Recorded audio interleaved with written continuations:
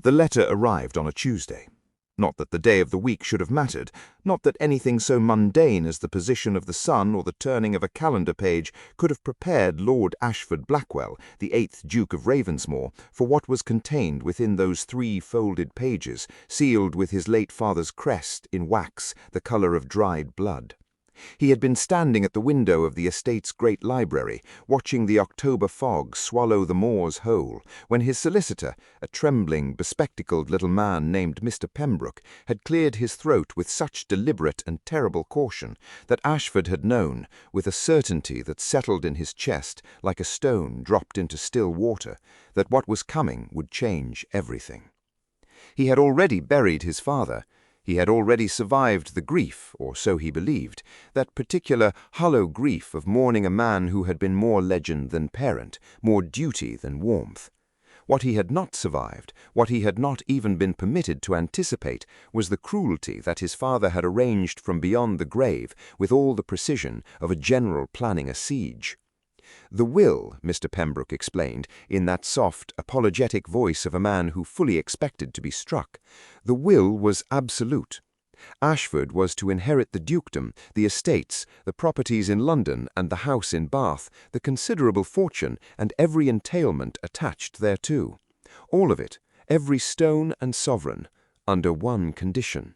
He was to marry Miss Genevieve Ashworth within a period of 6 months from the reading of the will, or the whole of the unentailed fortune, some £40,000, would pass instead to charitable endowments chosen by the late Duke himself.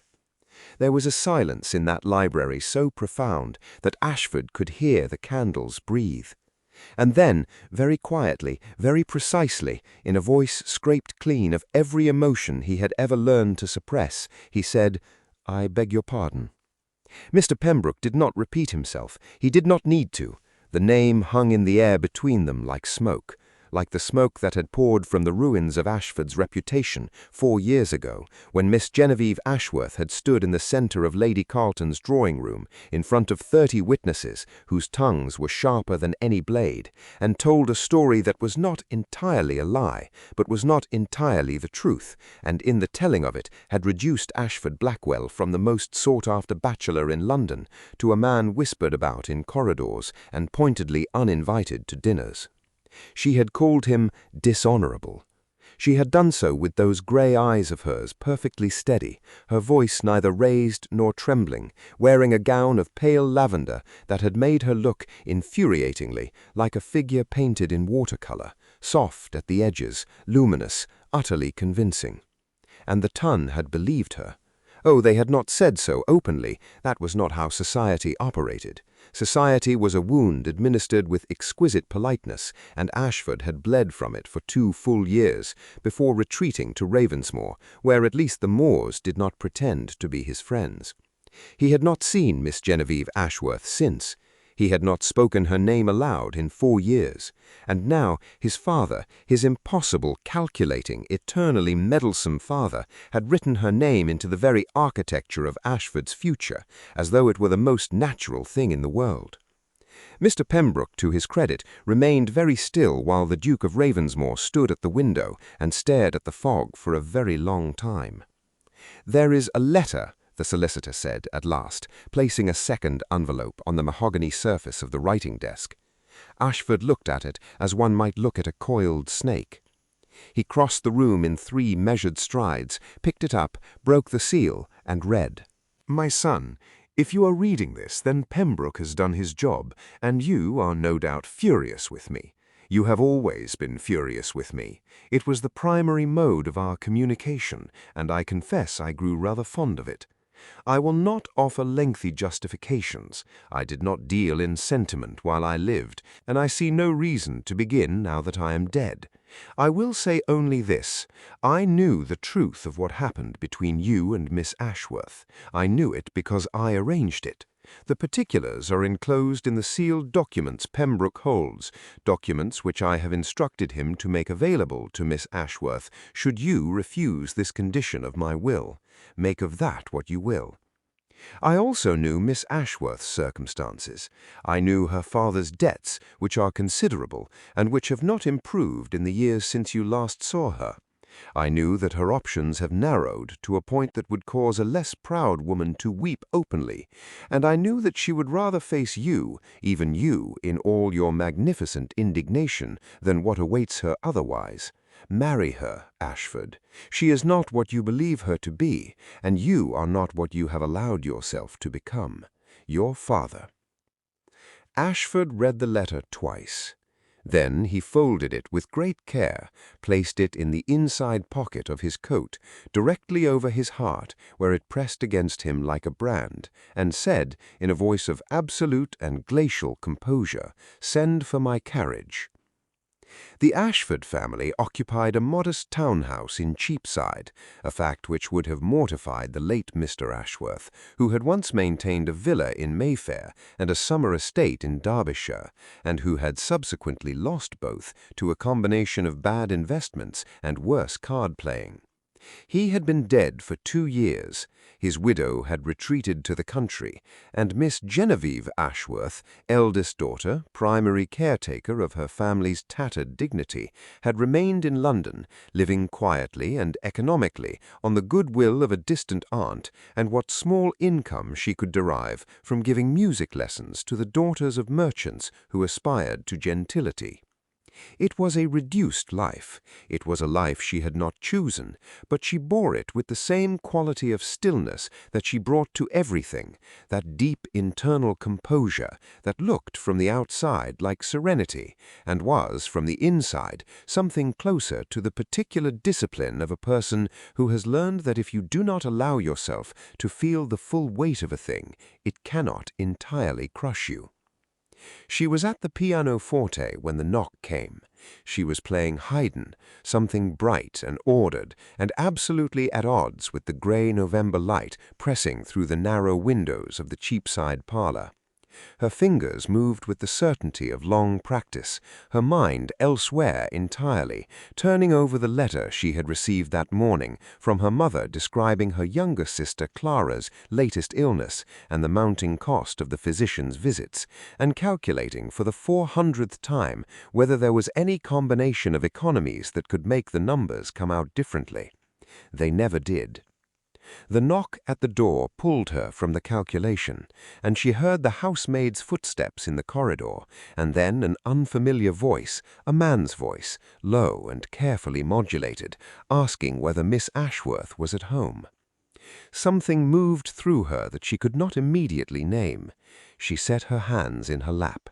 She waited.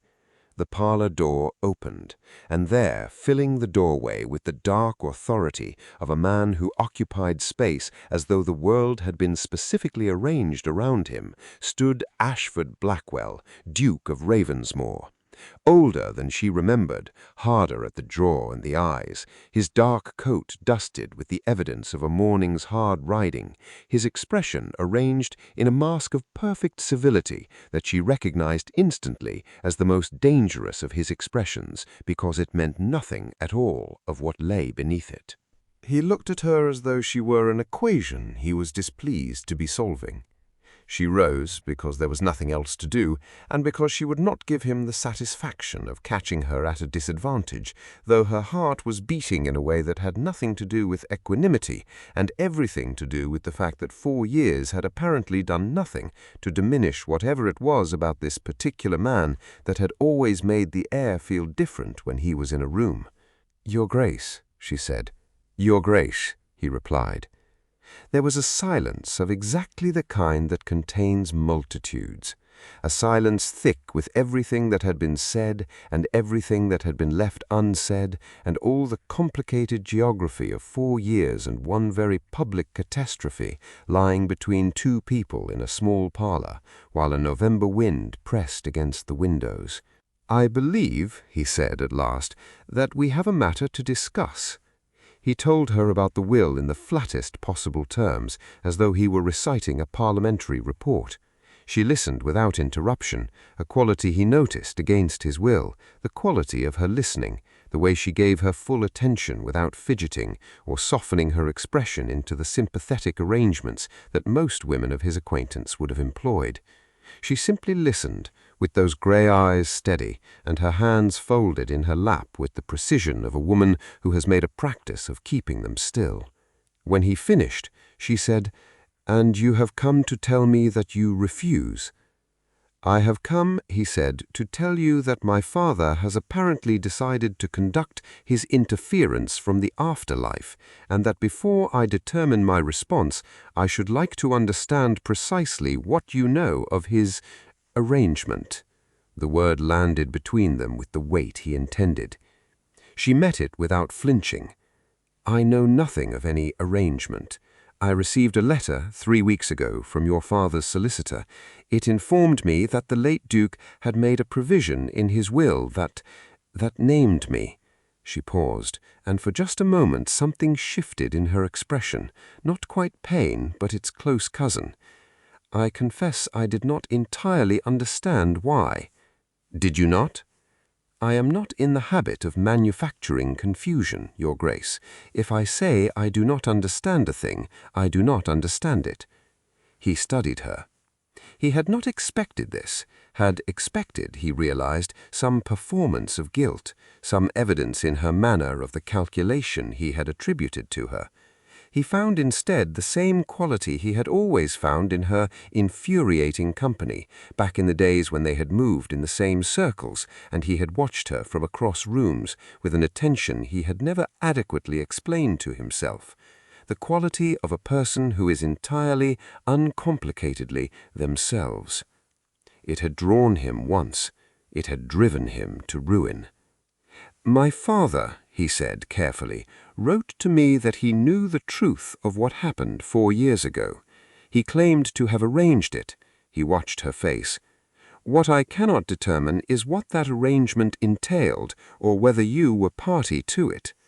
The shift in her then was unmistakable. Not the performance of surprise, he had seen enough of society's performances to know the difference, but the genuine thing, the slight parting of lips, the momentary stilling of every careful composure she had constructed around herself. "Arranged it?" she repeated. "So he writes." She stood abruptly, turning to the window, and he watched the line of her shoulders as she absorbed this, and found himself studying the curve of her neck, the way a strand of dark hair had escaped its arrangement, with an attention he had not intended and immediately resented. "Lady Carlton's drawing-room," she said, not turning. "I told the truth that day, what I knew of the truth. Your relationship with Lady Carlton's niece, the promises you had made her." "I made no promises," he said, and there was heat in it now, the first break in his composure, because this was the wound, still raw beneath 4 years of managed distance. "Miss Hartley misunderstood the nature of our—" "She was weeping," Genevieve said, and she turned then, and her eyes were sharp. "She was 17 years old, and she was weeping in the blue room, and she told me that you had led her to believe that you had said things that any girl in her position would have interpreted as, and you decided on the basis of a weeping girl's account to repeat what she told you in a room full of the most dangerous gossips in London. I decided to defend someone who had no one else to defend her." The words landed like a thrown gauntlet, and there was a silence in which they stood on opposite sides of it, 2 people in a small London parlour, with November pressing against the windows, and the ruins of both of their reputations, because she had suffered too, he knew, even if he had been too consumed by his own damage to attend to it, laid out between them like a battlefield surveyed after the fighting is done. He was the first to look away. "My father," he said carefully, "not make promises to Miss Hartley. What I said to her, what I intended as polite attention, was, I acknowledge, perhaps insufficiently careful, but there was no engagement, there was no betrothal spoken or implied, and what your account of events conveyed to those 30 people in Lady Carlton's drawing-room was that I deliberately and dishonourably toyed with a young woman's affections." She did not answer immediately. When she did, her voice was smaller than it had been. "I repeated what she told me," she said. "I believed her." "I know," he said, and then, because he had not expected to say it, "I know that you did." They sat on opposite sides of the parlour for the better part of an hour after that, going through the documents that Mr. Pembroke had sent in the sealed packet, the late Duke's private correspondence, his instructions to various parties, the full, extraordinary architecture of a plan that was revealed, piece by piece, to be significantly more elaborate than either of them had anticipated. The old Duke had known Miss Hartley, had in fact arranged her presence at Lady Carlton's party specifically, had known that she was a dramatic young woman with a weakness for romantic interpretation and an unhappy predisposition toward exaggeration, had known, because he had made it his business to know, that Genevieve Ashworth was present at the same party, and that she had a particular quality of swift, decisive justice that would lead her to act on what she heard without stopping to verify it. He had, in short, designed a situation in which his son's reputation would suffer sufficient damage to drive him out of London and back to Ravensmoor, back to the estate he had been avoiding for 2 years following a quarrel with his father of sufficient magnitude that neither had since broken the silence. What the late Duke had not anticipated, or perhaps had anticipated and discounted, being a man not greatly given to the consideration of collateral damage, was that Genevieve herself would be damaged in the resulting scandal, that the ton would turn on her, too, in its sideways fashion, for having spoken publicly, for having made a scene, for having been the instrument of a duke's humiliation, even in his deserving of it. What he had also not anticipated, apparently, was dying before he could undo any of it. Genevieve set down the last document and looked at her hands for a moment. "He used me," she said. Ashford looked up from his own papers. Something in his expression had changed over the course of the hour, not softened precisely, but opened, as though the careful, maintained architecture of his anger had developed a crack through which something else was beginning to move. "He used both of us," he said. "He was rather comprehensively terrible in ways I had previously only partially appreciated." She made a sound that was almost a laugh. It surprised them both. "What do we do?" she asked. He looked at her for a long moment, took her in with the same directness he brought to every difficult problem, a directness she had always found simultaneously unnerving and, she admitted to herself now with the sheer peculiarity of the afternoon's proceedings, compelling.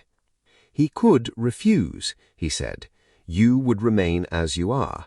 I would surrender £40,000 to a collection of charitable institutions my father selected specifically because he knew I found them unworthy." "And the documents?" she asked, "the ones he threatened to release, to make available if you refused?" He was quiet for a moment. "They detail his manipulation. They would clear your name, I think, at the cost of mine." "And mine," she said. "The ton does not easily forgive a woman who is shown to have been a fool, even an honest one." "No, it does not." Another silence. Outside, the November wind had picked up, rattling the narrow windows of the Cheapside parlour. The light was failing. Somewhere in the house, the housemaid could be heard going about the business of lighting lamps. "There is another option," he said, and his voice was careful in the way that voices are careful when they are carrying something fragile. She waited.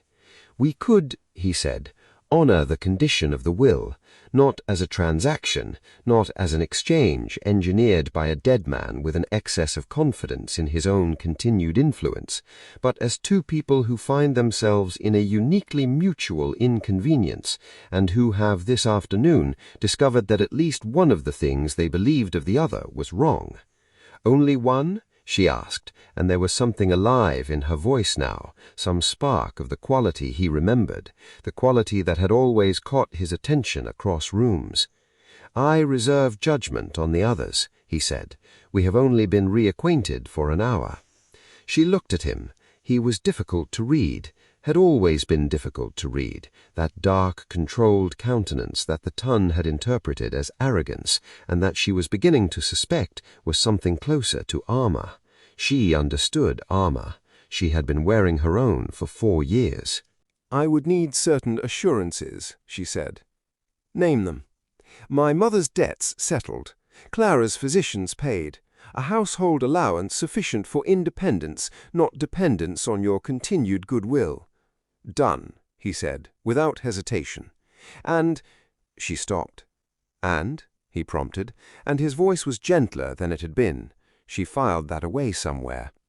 I would need to know, she said carefully, that this is not simply the most elaborate revenge in the history of the English aristocracy, that you do not intend to make me feel every day the weight of what happened between us as though it were a punishment.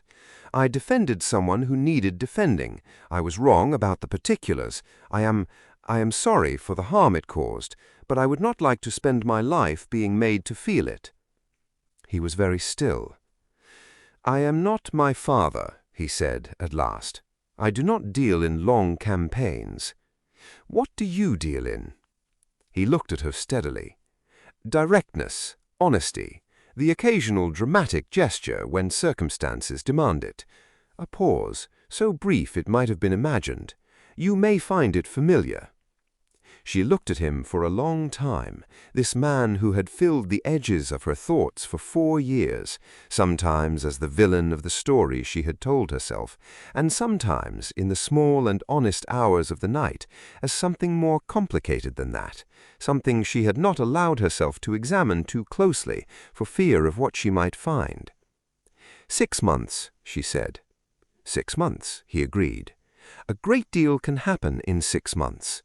A great deal can happen in an afternoon, he said. And there it was, the faintest suggestion of something in his expression that was not quite a smile, but occupied the same territory. She felt it move through her, that warmth, that entirely inconvenient warmth, and she decided then that she would deal with its implications later, when she was alone, when she had the privacy to examine what it meant, that Ashford Blackwell standing in her parlour in the fading November light struck her as less like a catastrophe and more like, impossibly, a beginning. They were married in December, on a day when the frost was thick on the ground, and the sky above St. George's, Hanover Square, was the particular silver white of Regency winters, clean and cold, and enormously indifferent to the business of human hearts. There were those, naturally, who talked. There were those who raised their eyebrows and made their calculations and offered their opinions in the particular way of people who have invested interest in the unhappiness of others and are disgruntled to find it declining. The ton was not, in the main, generous. But the ton had not read the old Duke's papers. Those had been quietly destroyed, by mutual agreement, on the afternoon in the Cheapside parlour. And the ton had not been present at the small breakfast held afterward at Ravensmoor House, where Genevieve had stood in the great hall and looked up at the ceilings she would now call her own, with an expression that Ashford, watching her from the doorway, had found entirely and unexpectedly beautiful, not the luminous watercolour beauty of Lady Carlton's drawing-room, but something realer, something complicated by awareness and resilience and the particular grace of a person who has been through something difficult and come out the other side still fundamentally, essentially themselves. He crossed the hall to her. "Well," she said, without turning, "here we are." "Here we are," he agreed. "I should tell you," she said, still looking up at the ceiling, "that I do not intend to be a quiet duchess. I have a great many opinions about household management and about several things besides. I would be deeply disappointed if you were quiet." She turned then and looked at him, and whatever she found in his expression she appeared to find sufficient, because the quality of her stillness shifted, not the stillness of control, but the other kind, the stillness of a person who has put something down they have been carrying for a long time. "The library," she said. "I should like to see the library." "It is very large," he warned. "Good," she said. "I have a great deal of thinking to do." He led her through the house, through corridors hung with portraits of Blackwell's past, through rooms furnished in the heavy, expensive taste of his father's era, through the long gallery where the afternoon light was already thinning toward evening, toward the library where 3 months ago he had stood at the window and watched the fog swallow the moors, and received a letter that had remade the architecture of his future without asking his permission. He opened the door for her.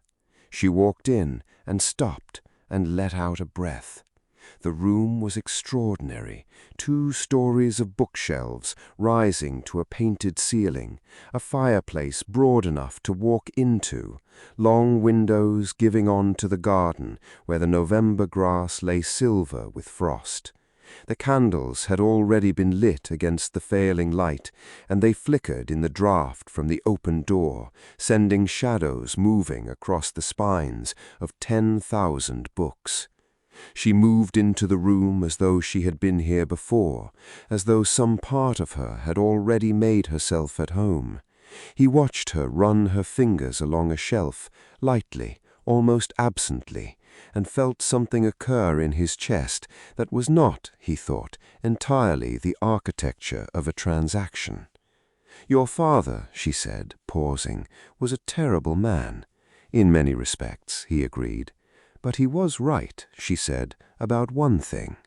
She turned to face him across the library in the flickering candlelight, with the frost pressing against the windows and the fire warming the air between them. And her expression was the most unguarded he had ever seen it, all the composure still there, but transparent now, like glass, something honest moving behind it. He waited. "We needed to be in the same room," she said. "Someone needed to put us in the same room." He crossed the distance between them, not quickly, not dramatically, but with the particular deliberateness of a man who has made a decision and intends it to be clear, and offered her his hand. She looked at it for a moment, then she took it. Outside the frost held steady. The moors were invisible in the darkening afternoon, lost somewhere in the grey and silver distance. The candles breathed, the fire spoke its low, constant language of warmth and continuation. And inside the library of Ravensmoor, with the weight of his father's impossible will and her father's squandered fortune, and 4 years of a complicated, half-understood grievance lying somewhere behind them, like a country they had passed through and would not return to, 2 people who had been arranged against their will by a dead man with an inexplicable faith in the power of proximity, stood, hands joined, on the first day of what would become, improbably, abundantly, and with the particular stubbornness of things that had survived every attempt at their destruction, a love. Not yet, not quite yet, but close. Close enough that both of them, separately and simultaneously, in the privacy of their own thoughts, allowed themselves for the first time to consider it possible. And in the economy of hearts as bruised as theirs, possibility was everything. The will was absolute. The Duke married the woman who had ruined his life, and in doing so, she gave it back to him. This has been The Will Was Absolute, brought to you by the Duke's Lost Letters. If this story moved you, stay with us. There are more letters yet to be opened, more dukes to be undone, more women who are braver than anyone gave them credit for. Subscribe and never miss a single scandalous word.